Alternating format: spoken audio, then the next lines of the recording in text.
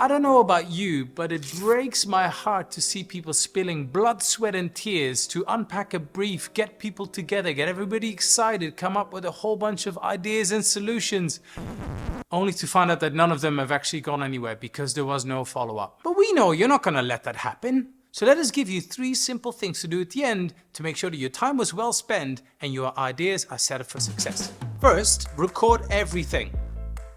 Second, filter and refine the ideas. And third, build a pitch. It's the end of your session, you've thanked people for their time, they have left the room, and the first thing you do is record everything. Now I'm a little bit paranoid about this, but that's because I once lost weeks worth of work because I left it on the wall of a hotel, didn't brief the people. I came back the next day and they had thrown everything away.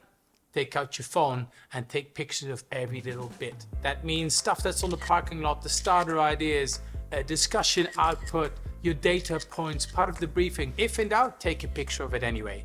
Check your pictures to make sure that the information on it is captured well, and then store it in a place that makes sense to use. Some people like to use Dropbox, other people like to use Google Drive, maybe on a stick, whatever works for you. It's time to take down everything from the wall and pack them together so you can take it back. You got a little stack, you put everything together. I like to use these, but you can't just send this to the brief owner now, can you? The first thing we would do here is type all of these things up. You've already taken a picture of all of this stuff, you've stored it in a place, but now you want something to make sure that you can change the language around things and you can quickly share it with other people.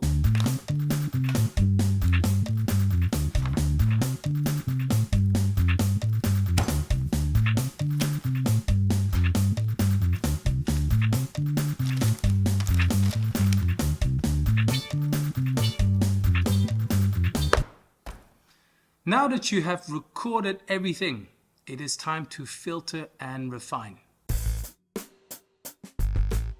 Most likely, the ideas coming out of this session will be a bit rough and ready. So what you need is to pick out the nuggets you want to take forward and then polishing them a bit to make them shiny. From all the work you did before the ideation, you now have a few filters to use and sift through these ideas and figure out which ones are the ones you want to push forward. Because you're not going to chase 47 different ideas, so let's pick a handful that we think might work for this brief. Okay, so this idea, that's definitely out.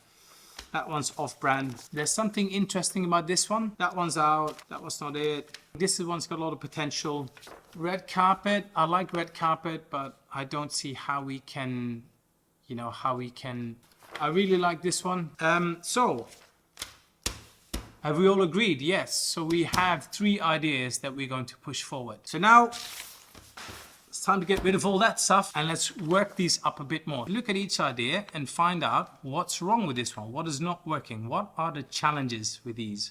And then building on them, right? So let's take this idea. This idea was called A Nice Cuppa.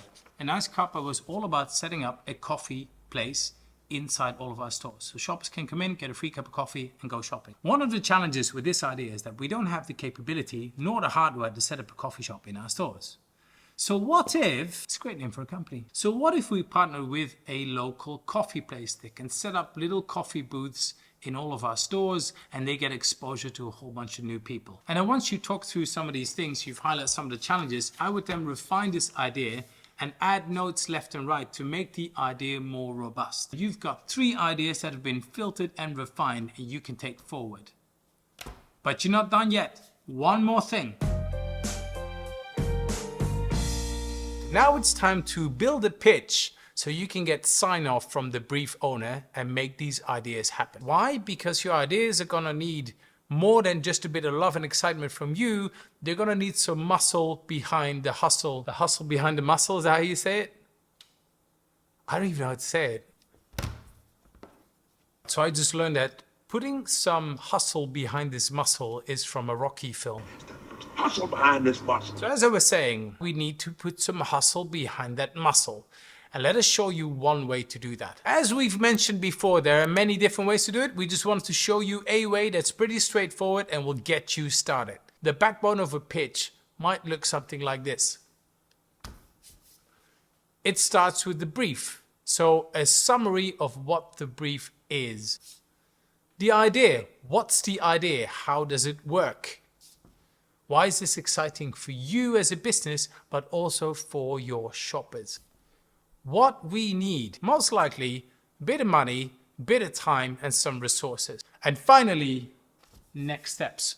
What are the immediate actions that will need to happen to make this work? So there you have it. That is the backbone to a pitch. Now, how you present this depends on what the brief owner wanted, because before you even started this ideation, you asked the brief owner questions like, how would you like us to present the ideas to you? What do you see as an output of this project? How are you going to measure success? So based on that, you decide what is the best way to present this pitch.